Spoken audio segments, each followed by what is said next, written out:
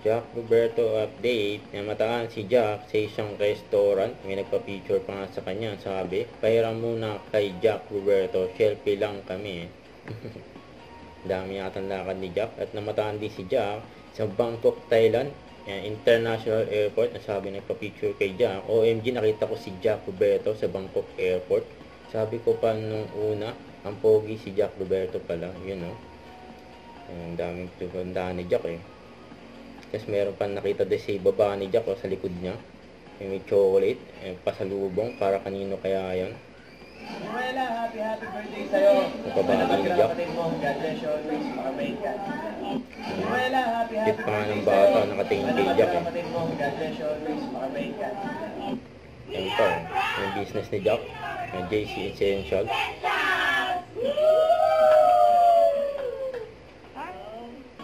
Yan, ayon sa article, ayan no, Kapuso profiles with Jack Roberto.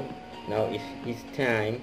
Sabi dito, Jack has always remained grateful to two persons who made the biggest impact on his showbiz career and personal life.